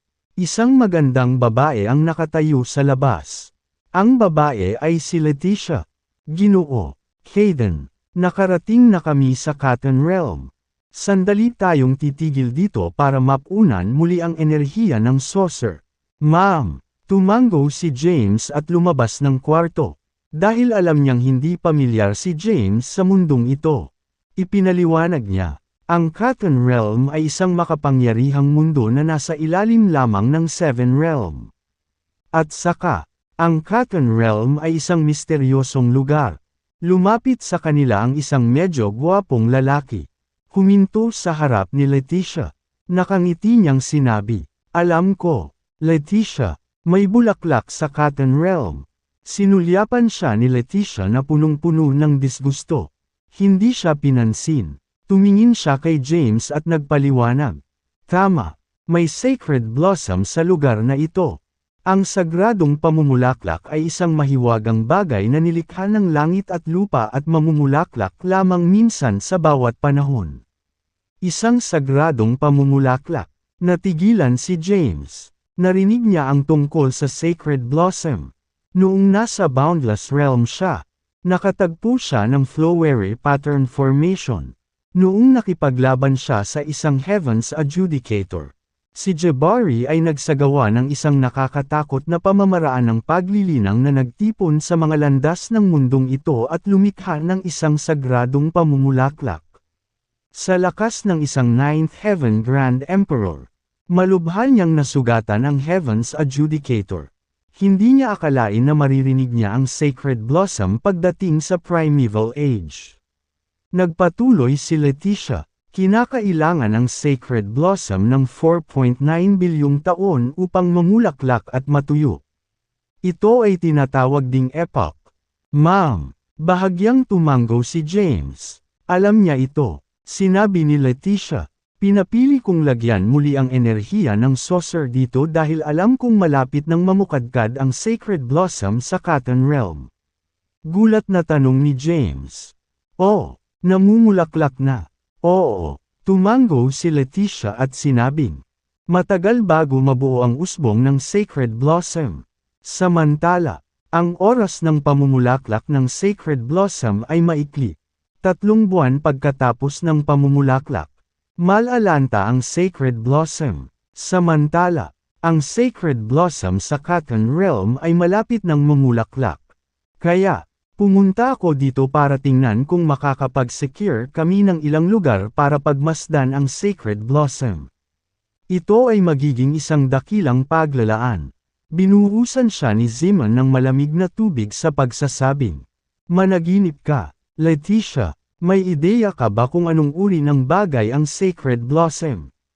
Paanong ang mga ordinaryong tao na tulad mo at ako ay magkakaroon ng karapatang pagmasdan ang pamumulaklak at pagiging material ng iba't ibang landas? Hindi man lang mapakali si Letitia na bigyan siya ng pansin. Tumingin siya kay James at nagtanong, may magagawa ka ba tungkol dito? Mr. Hayden. Nagkibit balikat si James at sinabing, anong magagawa ko? Pumunta tayo doon sa ngayon. Sabi niya, sige, kung ganoon. Tumango si James. Pagkatapos, umalis ang saucer sa espasyo at pumasok sa isang planetang nagliliwanag. Ang planetang ito ay ang Cotton Realm. Isang makapangyarihang mundo na nasa ilalim lamang ng Seven Realms. Sa bawat oras na mamumulaklak ang sacred blossom sa Cotton Realm, hindi mabilang na makapangyarihang mga figure ang dadagsa doon upang makita ang bulaklak. Sa pagpasok sa Cotton Realm, ang saucer ay dumaong sa isang makapangyarihang lungsod na tinatawag na Path City. Samantala, ang Sacred Blossom ay matatagpuan sa isang sekta sa labas ng Path City na tinatawag na Path Sect. Dinala ni Leticia si James sa isang inn kung saan sila tutuluyan at sinabing, "Pakipahinga muna dito, Mr. Hayden. Magtatanong ako, sasamahan kita." Leticia, nagmamadaling hinabol siya ni Zeman. Mawala, malamig niyang sabi. Si Zeman, gayunpaman, ay hindi nagalit. Tila, nasanay na siya sa mga masasakit na salita nito. Nakangiti niyang sabi, "Kung ganoon, mag-ingat ka sa iyong paglabas." Nang makita ito, nanatiling tahimik lang si James at pumasok sa kanyang silid. Nakaupo sa isang lotus na posisyon. Siya ay nawala sa pagmumuni-muni. Pagkatapos, kumislap ang kanyang katawan, at pumasok siya sa Celestial Abode. Sa kasalukuyan, ang Celestial Abode ay ganap na walang laman, at tanging ang Spirit Tool lamang ang natitira. Hinanap siya ni James sa isang manor sa looban ng City Lord Mannion. Tinawag ni James ang Spirit Tool. "Master Spirit Tool," nagmamadaling sinabi ng Spirit Tool. "Huwag mo akong tawaging ganyan, James. Tawagin mo na lang akong Spirit Tool." Tanong ni James, "Naaalala mo ba ang huling labanan ni Emperor Jabari?" Nagtanong ang Spirit Tool, na nagtataka. "Oo, ginagawa ko." "Bakit naman?" Sumagot si James. Si Emperor Jabari ay nagpatawag ng isang sagradong pamumulaklak sa kanyang huling labanan. Gayunpaman, dahil limitado ang kanyang pag-unawa sa mga landas, hindi niya nakuhang magkaroon ng insight sa 5 dakilang landas at ang Karma Path. Sa huli, wala siyang ibang pagpipilian kundi isakripisyo ang kanyang sarili upang palitan ang kapangyarihan ng 5 dakilang daan at ang daan ng karma upang mapinsala ang tagahatol ng langit. "Ma'am," tumango ang Spirit Tool at sinabing, "Talaga?" Tinanong ni James, "Ano ang supernatural na kapangyarihan na ginawa ni Emperor Jabari?" Sumagot ng totoo ang Spirit Tool. Hinanap ni Emperor Jabari si Yuki Adernally sa buong buhay niya. Kaya naman tinahak niya ang hindi mabilang na mga sinaunang guho. Nagkataon, nakasalubong niya ang isang lantang Sacred Blossom. Ang Sacred Blossom ay may mahabang kapangyarihan at hindi na mamumulaklak. Anuman, bilang isang Sacred Blossom, naglalaman pa rin ito ng hindi kapani-paniwalang kapangyarihan. Si Emperor Jabari ay pumasok sa isang closed-door meditation sa ilalim ng Sacred Blossom at lumikha ng forbidden art na tinatawag na blossoming. Gayunpaman, ang pamumulaklak ay hindi kumpleto dahil si Emperor Jabari ay mayroon lamang pangunahing pag-unawa sa 5 dakilang daan. Lalo pa ang kakaibang daan ng karma. Kaya hindi kumpleto ang blossoming. Ipinaliwanag ito ng maikli ng Spirit Tool. Tinanong ni James, nag-iwan ba siya ng anumang paraan ng paglilinang para sa pamumulaklak? "Siyempre, sumunod ka sa akin." Tumayo ang Spirit Tool. Sumunod naman si James. Sa ilalim ng gabay ng Spirit Tool, dumating si James sa likod ng City Lord's Mansion. May 9 na palapag ang pagoda. Sa mga tarangkahan, ang mga salita, nakaukit ang Chamber of Scriptures. Ipinaliwanag ng Spirit Tool, si Emperor Jabari ay bihasa sa iba't ibang landas. Kung hindi dahil sa mga paghihigpit ng Heavenly Path, tiyak na tatawid siya sa Ancestral God rank. Ang bawat lihim na sining na nakuha niya at ang supernatural powers na nakuha niya habang nag-ice scroll sa mga sinaunang teksto sa mga sinaunang guho ay nakatago lahat sa kamara ng mga kasulatan. Ang pamamaraan ng paglilinang ng blossoming ay nasa 9 na palapag. "Great! Pupunta ako dyan." Tumango si James at tinulak ang pinto. Maraming bookshelf sa unang palapag. kung saan maraming libro ang makikita. Hindi nagtagal si James at nagmamadaling tinungo ang ika-9 na palapag. Dumating si James sa ika-9 na palapag. Kahit na maraming mga bookshelf dito, may mga mas kaunting libro sa mga bookshelf. Inilibot ni James ang kanyang paligid at agad na nadiskubre si Blossoming. Habang papunta siya sa bookshelf kung saan naroon si Blossoming, napansin niya ang isang sinaunang piraso ng jade doon. Hawak ang piraso ng jade sa kanyang kamay. Pinaandar niya ang kanyang kapangyarihan at itinurok ang mga ito sa bagay. Sa sandaling iyon, nagsimulang kumislap ang piraso ng jade. Ang mga mahiwagang karakter ay lumitaw mula sa loob at nagpakita sa harap ni James. Sinuri ni James ang mga piraso ng impormasyon. Pagkaraan ng ilang oras, bumalik sa normal ang piraso ng jade. Ibinaba ni James ang piraso ng jade. Umupo sa isang lotus na posisyon sa lupa, at sinimulang sumipsip ng impormasyong nakita niya ng buong time. Bilang isang forbidden art, ang Blossoming ay isang walang kapantay na supernatural power na nakuha ni Jabari sa ilalim ng isang lantang sacred blossom. Sa sandaling gumanap, ang enerhiya ng isang tao ay ganap na maubos.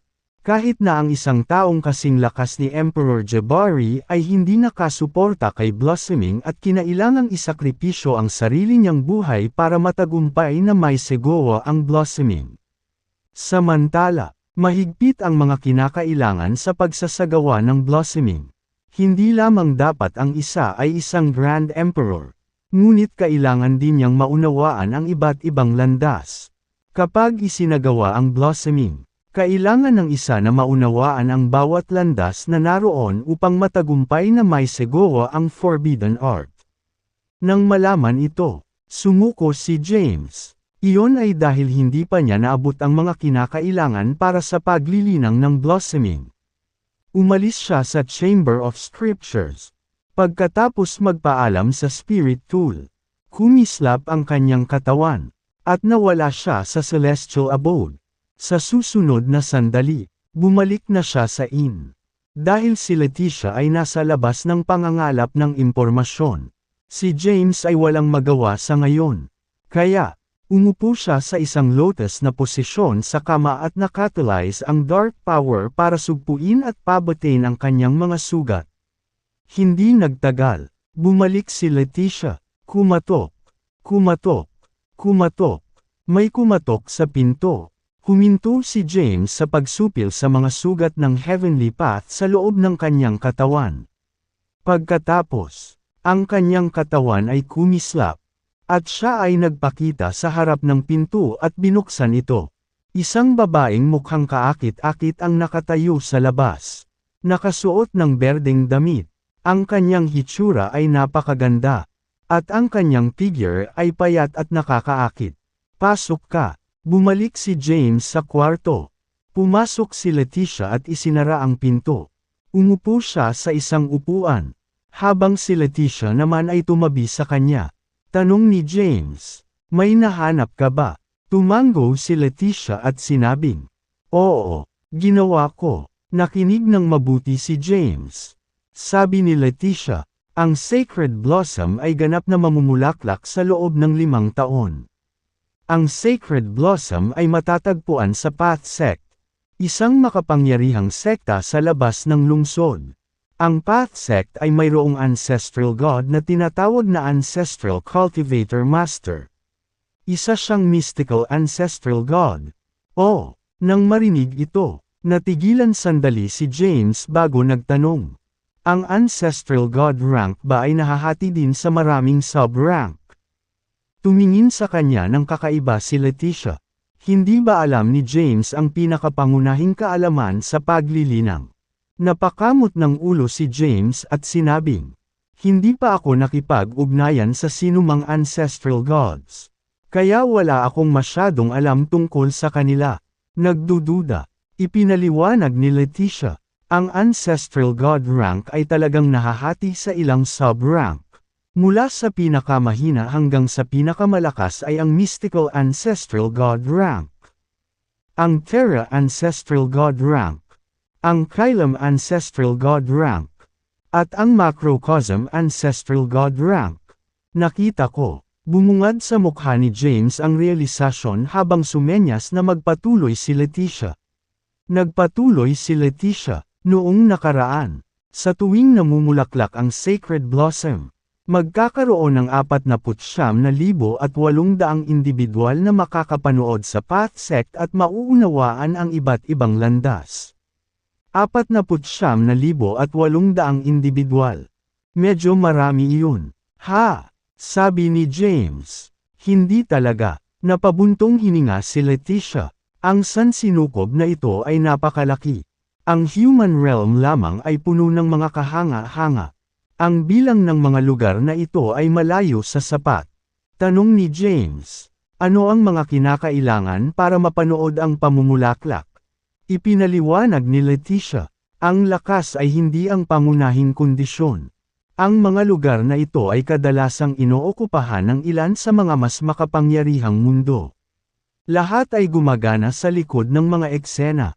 Maliban kung tinulungan tayo ng isang ancestral god, magiging halos imposible na makakuha ng lugar. Bumantong hininga si James. Kung ganoon, hindi posibleng panoorin ang mga pamumulaklak ng Sacred Blossom. Pero, sabi ni Leticia. Tanong ni James. Pero ano? Pagpapatuloy ni Leticia. Iba na ang mga pangyayari sa pagkakataong ito. May extra spot tayo ngayon. Nang marinig ito ni James ay natuwa. Tinanong niya, paano natin may secure ang mga lugar na ito? Sabi ni Leticia, hindi ganoon kadali. Sabi nga, hindi rin imposible. Sige ngayon, putulin mo na. Ipinaliwanag ni Leticia. Sa pagkakataong ito, ang Path Sect ay nag-alok ng mga dagdag na pwesto para sa bawat rank. Simula sa Third Consolidation ng Divine Rank, ang Quasi-Emperor Rank, at sa Quasi-Ancestral God Rank. Nangangahulugan ito na ang Third Consolidation ng Divine Rank ay magkakaroon ng 3 dagdag na pwesto. Ang parehong napupunta para sa bawat sub-rango mula sa Quasi-Emperor Rank's First Tribulation hanggang sa 9th. Maging ang Quasi-Ancestral God Rank ay mayroon ding 3. Hanggat ikaw ay nasa isang tiyak na rango, maaari kang magparehistro upang lumahok sa isang kompetisyon. Ang mga mananalo ay makakakuha ng mga pwesto. Ganoon ba? Nang marinig ito, bumulong si James. Ang rango ko ay nasa ikalawang pagsasama-sama ng Divine Rank. Hindi ba't ibubuli ko ang iba sa pamamagitan ng pakikipagkumpetensya sa mga nasa parehong rango? Kakaibang sulyap sa kanya si Leticia. Iniisip kung ano ang ibig sabihin ng mga salitang iyon. Ginoo, Hayden, balak kong subukan. Nakapagtanim na ako ng 3 ausia. Ang isa sa kanila ay nakamit na ang unang pagsasama-sama. At ang isa ay nasa ikalawang pagsasama-sama. Samantala, ang aking Sword Path ausia ay nasa Third Consolidation na. Ang paghahati ng mga rango ay batay sa aming pinakamataas na rango na ausia. Sa ngayon, nasa Third Consolidation ako ng Divine Rank. Kaya, plano kong subukan ito. Huminto muna siya bago nagpatuloy. Sa aking lakas, dapat ay makakahanap ako ng pwesto para sa aking sarili hanggat hindi ko nakakaharap ang mga Grand Priest at Priestesses ng makapangyarihang mga sekta. Bukod pa rito, ang mga taong iyon ay may posibilidad na mas secure ang kanilang mga pwesto sa pamamagitan ng ilang mga deal sa likod ng mga eksena. Hindi sila dapat narito upang makipagkumpetensya para sa mga pwesto. Kaya naman medyo mataas ang chance ko. Ma'am, bahagyang tumango si James at sinabing, I'm glad to know that. Dahil gusto mong pumunta, sige. Malalaman lang natin ang resulta pagkatapos ng kompetisyon. Ano naman sayo? Tanong niya. Nakangiting sabi ni James. Kung makikipagkumpetensya ako sa mga cultivator na iyon sa Divine Rank, maaakusahan akong binubuli ang iba. Anong ibig mong sabihin? Nataranta si Leticia. Nakangiting sabi ni James. Mababa man ang ranggo ko. Walang kapantay ang physical strength ko. Ang aking pisikal na lakas ay nasa 5th heaven ng Grand Emperor rank. Hayaan mong tanungin kita nito. Sa palagay mo, may sino mang cultivator sa divine rank ang makatiis ng isang suntok mula sa akin? Napaawang ang bibig ni Leticia. Kahit na ang ranggo ni James ay nasa ikalawang consolidation ng divine rank. Ang kanyang pisikal na lakas ay nasa 5th heaven ng Grand Emperor rank. Paano niya nagawang alisin ito? Tumingin siya sa kanya at nagtanong. Nga pala, ilan na ang ausias na nilinang mo? Ako, napakamot sa ilong si James. Tumingin siya sa kanya at nagtanong. Naniniwala ako na siyam na siya ang pinakamataas na maaari kong linangin. Tumango si Leticia at sinabing, talaga, gayon pa man, walang sino man ang nakaabot sa pinakamataas na limitasyon mula noong unang panahon. Sa aking pag-unawa, ikaw ay maituturing na isang kababalaghan kung maaari mong linangin ang 5 ausia. Dapat ay malaya kang makasali sa anumang sekta. Kahit na ang may-ari ng Mount Heavenly Path ay tatanggapin ka bilang isang inner disciple. Ang mga ordinaryong magsasaka ay maaari lamang magtanim ng isang ausia. Ang mas maraming ausias na nilinang. Mas mahirap ito. Ang mga magsasaka na maaaring magtanim ng 5 ausia ay itinuturing na mga kahanga-hanga sa panahong ito. Ang isang taong tulad nito ay pag-aagawan ng anumang sekta at lalabas bilang isang makapangyarihang figure sa hinaharap.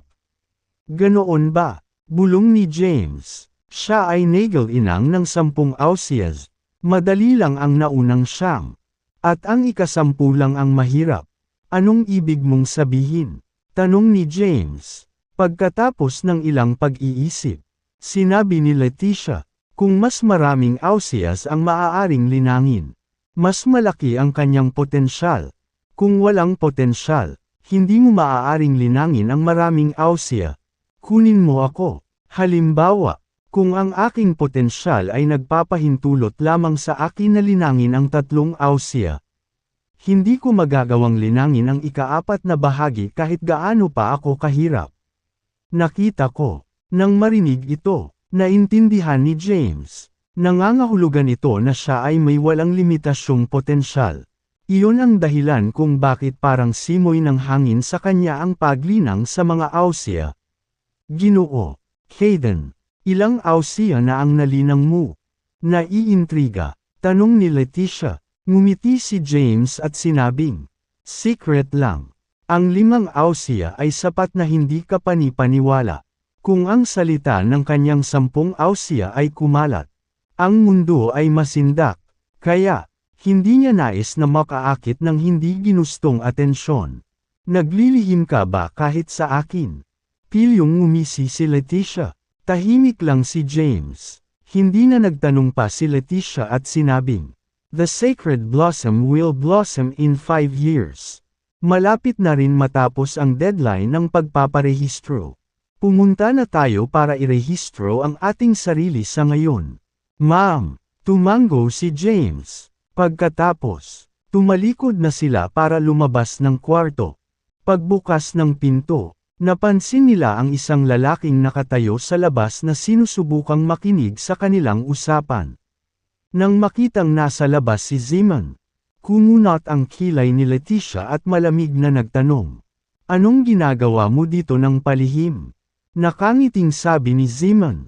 Nako, napadaan lang ako. By the way, papunta ka na ba para magparehistro para sa Sacred Blossom? Wala kang pakialam. Manatili sa inn at huwag gumala.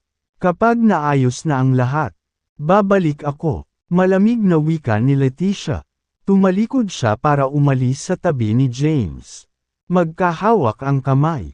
Habang pinagmamasdan ni Zeman ang kanilang mga umaatres na figure, ang ngiti sa kanyang mukha ay natigil.